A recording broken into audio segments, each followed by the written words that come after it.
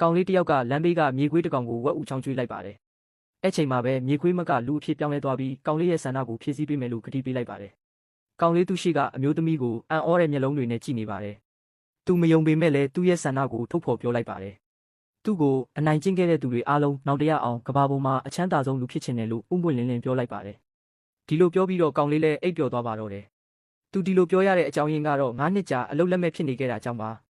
သူကကုမ္ပဏီတစ်ခုမှာအလုပ်လျှောက်ဖို့ကြိုးစားခဲ့တယ်ဒါပေမဲ့မန်နေဂျာကသူ့ကိုမောင်းထုတ်ခဲ့ပါတယ်။အသက်ကြီးလာပြီဖြစ်တဲ့သူ့အမေကိုစိတ်သက်သာရစေဖို့သူအလုပ်ရပြီလို့ပြောခဲ့တယ်ဒါပေမဲ့အိမ်ပြန်ရောက်တဲ့အခါမှာတော့မိန်းမဖြစ်သူကသူ့အမေကိုမောင်းထုတ်ထားတာကိုတွေ့လိုက်ရပါတယ်။ဘာကြောင့်လဲဆိုတော့သူ့အမေကသူမရဲ့ဖောက်ပြန်မှုကိုတွေ့ရှိခဲ့လို့ပါ။သူ့ဇနီးနဲ့သူမရဲ့ချစ်သူကျော်ကြီးကိုသူ့ရှေ့မှာမြင်လိုက်ရတော့ကောင်လေးကဒေါသတကြီးနဲ့သူမကိုပါလို့ဒီလိုလုပ်ရတာလဲလို့မေးခွန်းထုတ်ခဲ့တယ်ဒါပေမဲ့ကျော်ကြီးရဲ့အဆက်ခွဲခြင်းကိုခံလိုက်ရပါတယ်။နောက်ပြီးထွက်မသွားခင်မှာမိန်းမဖြစ်သူကကွာရှင်းစာချုပ်ကိုသူ့စီဖြစ်ပေးခဲ့ပါတယ်။ကောင်လေးရဲ့ရင်ဘက်ကနာကျင်ခဲ့ရပေမဲ့သူ့ကိုပို့ပြီးစိတ်ပြတ်အားငယ်စေတာကတော့သူ့အမေချန်ထားခဲ့တဲ့လက်ဆောင်နဲ့စာဆောင်ပါ။အမေဖြစ်သူကသူ့ပေါ်ထားတဲ့မျှော်လင့်ချက်တွေကိုမြင်လိုက်ရတော့ဝမ်းနည်းမှုကြီးတစ်ခုချက်ချင်းခံစားလိုက်ရပါတယ်။ဒါပေမဲ့စိတ်ပန်းဖြေဖို့စူးစမ်းရင်းလမ်းဘေးကမြေခွေးလေးတစ်ကောင်ကိုအစာကျွေးလိုက်တာကသူ့ဆန္ဒကိုအမှန်တကယ်ဖြည့်ဆည်းပေးနိုင်လိမ့်မယ်လို့ကောင်လေးကလုံးဝမမျှော်လင့်ခဲ့ပါဘူး။ကောင်လေးကတကယ်မယုံပေမဲ့လည်းသူ့ရဲ့စိတ်ပြတ်အားငယ်မှုတွေကိုဖြေလျှော့ရင်းအချမ်းသာဆုံးလူဖြစ်ချင်တဲ့သူ့ရဲ့ဆန္ဒကိုထုတ်ဖော်ပြောဆိုလိုက်ပါတယ်။ပြောပြီးသွားတော့သူမြေပြင်ပေါ်လဲကျပြီးသတိလစ်သွားခဲ့ပါတယ်။နောက်တနေ့မနက်အိပ်ရာနိုးလာတော့ညကသူကြုံခဲ့ရတဲ့ထူးဆန်းတဲ့အရာကအိမ်မက်တစ်ခုပဲဖြစ်ရမယ်လို့သူထင်ခဲ့ပါတယ်။အဲ့ဒီအချိန်မှာပဲသူ့ဖုန်းစီကိုစာတိုတစ်စောင်ရုတ်တရက်ရောက်လာပြီးဒေါ်လာဘီလီယံ300သူ့အကောင့်ထဲကိုဝင်ရောက်လာကြောင်းပြသနေပါတယ်။ဒါပေမဲ့ဒါကလိမ်နေတဲ့ message တက်ပဲလို့ယူဆပြီးသူလုံးဝမယုံခဲ့ပါဘူး။ဒါပေမဲ့အဲ့ချိန်မှာပဲသူ့ဖုန်းကထပ်ပြီးမြည်လာပါတယ်။သူ့ဖုန်းကိုကင်လိုက်တဲ့အခါမှာပဲခေါ်ဆိုသူကပထမဆုံးကိုဆိုရှန်ရဲ့ဥက္ကဋ္ဌနေရာကိုလွှဲပြောင်းယူဖို့သူ့ကိုပြောနေတာကိုကြားလိုက်ရပါတယ်။ကောင်လေးကဒါကိုလိမ်လည်ခေါ်ဆိုမှုလို့ပဲထင်နေခဲ့ပေမဲ့ပြန်ပြီးရွဲတဲ့အနေနဲ့သူကမနှက်ဖြန်မှလွှဲပြောင်းယူမယ်လို့ခေါ်ဆိုသူကိုပြန်ပြောလိုက်ပါတယ်။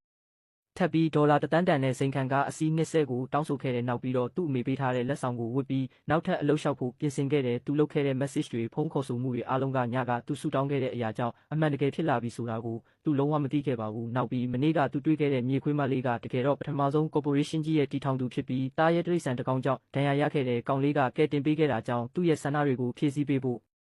့ဂရီးပေးခဲ့တာပါအဲ့ဒီချိန်မှာပဲကောင်လေးကစပွဲထိုးလုပ်ဖို့အတွက်အလုပ်လျှောက်ထားတယ်ဆိုတာသိလိုက်ရတော့သူမချက်ချင်းအံ့ဩသွားခဲ့တယ်သူမကဒုတိယဥက္ကဋ္ဌကိုဥက္ကဋ္ဌအသစ်ကြိုဆိုဖို့ချက်ချင်းအမိန့်ပေးလိုက်တယ်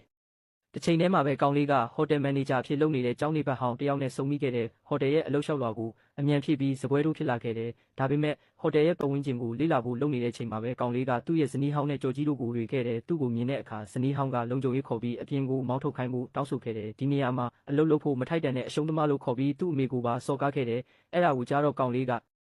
သူမကိုချက်ချင်းသင်ခန်းစာပေးခြင်းခဲ့တယ်ဒါပေမဲ့ကြော်ကြီးကသူ့ကိုတားဆီးခဲ့တယ်နောက်ပြီးကုမ္ပဏီမန်နေဂျာယာတူးကိုတုံးပြီးသူ့ကိုအလုပ်ထုတ်ပစ်ဖို့ကြောင်းနေဘက်ဖြစ်သူကိုဖိအားပေးခဲ့တယ်သူ့တငယ်ချင်းကိုအခက်တွေ့အောင်မလုပ်ချင်တာကြောင့်ကောင်လေးကကိုယ့်သဘောနဲ့ကိုယ်ထွက်သွားဖို့ရွေးချယ်ခဲ့တယ်ဒါပေမဲ့အဲ့ချိန်မှာပဲဒုတိယဥက္ကဋ္ဌစီကဖုန်းခေါ်ဆိုမှုကိုကောင်လေးကလက်ခံရရှိခဲ့ပြီးလုပ်ငန်းလွှဲပြောင်းယူမဲ့စာချုပ်ကိုချက်ချင်းပို့ပေးမယ်လို့ပြောခဲ့တယ်ဒါပေမဲ့ကောင်လေးကမယုံခဲ့ဘူးအဲ့ဒါကလိမ်လည်မှုလို့ပဲထင်နေတာဖြစ်ပြီးသူကဒေါသတကြီးဖုန်းချလိုက်တယ်ဒါပေမဲ့ဖုန်းပြောတာကိုကြားလိုက်ရတဲ့ချက်ကသူ့ကိုလှောင်ပြောင်ခြင်းမပြုဘဲမနေနိုင်ခဲ့ဘူးသူကကောင်လေးကိုကုမ္ပဏီမှာတခါမှမမြင်ဘူးကြောင်းနဲ့မင်းကဘယ်တော့မှ corporation ကြီးရဲ့ဥက္ကဋ္ဌဖြစ်လာနိုင်မှာမဟုတ်ဘူးလို့ပြောခဲ့တယ်သူကလုံခြုံရေးကိုခေါ်ပြီးကောင်လေးကိုအပြင်ဘက်မောင်းထုတ်ခိုင်းခဲ့တယ်ကောင်လေးဟိုတယ်ကနေထွက်သွားတဲ့ချိန်မှာပဲသူကသူ့ရဲ့မှတ်ပုံတင်ကတ်ကိုမေ့ကြံခဲ့မှန်သဘောပေါက်သွားခဲ့တယ်ဒါနဲ့ပြန်ယူဖို့အမြန်ပြန်လာခဲ့တယ်အဲ့ဒီအချိန်မှာပဲသူ့ကိုကြိုဆိုဖို့စေလွတ်ခံရတဲ့ဒုတိယဥက္ကဋ္ဌလည်းဟိုတယ်ကိုရောက်ရှိလာခဲ့ပါတယ်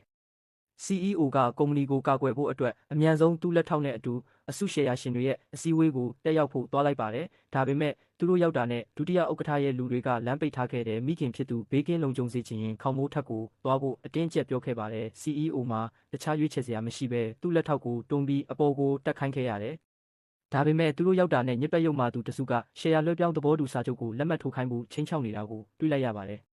်အဲ့ချိန်မှာပဲအခုမှနိုးလာတဲ့ကောင်မလေးကအိမ်မှာဘယ်သူမှမရှိတာကိုတွေ့လိုက်ရတဲ့အဖေဘာလုပ်နေလဲဆိုတာကိုသိရဖို့မော်ပညာကိုသုံးပြီးစစ်ဆေးလိုက်တယ်ဒါပေမဲ့မထင်မှတ်ပဲအဖေဖြစ်သူကချင်းချောက်ခံနေရတဲ့မြင်ကွင်းကိုတွေ့လိုက်ရပါတယ်အဖေတခုခုဖြစ်မှာကိုစိုးရိမ်တဲ့အတွက်သူကမော်ပညာကိုအမြန်သုံးပြီးအဖေရှိတဲ့နေရာကိုရှာလိုက်ပါတယ်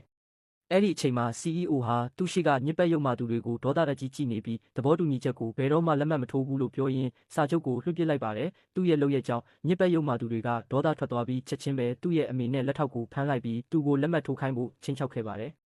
အဆောက်အုံပေါ်ကနေပစ်ချတော့မဲ့မိခင်ကိုတွေးလိုက်ရတဲ့အခါ CEO ကအမေဖြစ်သူဘေးကင်းလုံခြုံမှုအတွက်လက်မှတ်ထိုးဖို့သဘောတူရုံကလွဲပြီးတခြားရွေးချယ်စရာမရှိတော့ပါဘူး။ဒါပေမဲ့သူအံ့အားသွားတာကညစ်ပတ်ရုံမှာသူကသူနဲ့အမေဖြစ်သူကိုလွှတ်ပေးဖို့သူတို့ကဂတိမတီးခဲ့ပါဘူး။ရုံမှာသူက EO ကိုအောက်ပစ်ချဖို့သူ့လူတွေကိုအမိန့်ပေးခဲ့ပါတယ်။အဲ့အချိန်မှာပဲကောင်မလေးရောက်လာခဲ့ပြီး CEO ကိုသူ့ရဲ့မော်ပညာနဲ့ဖမ်းလိုက်ပါတယ်။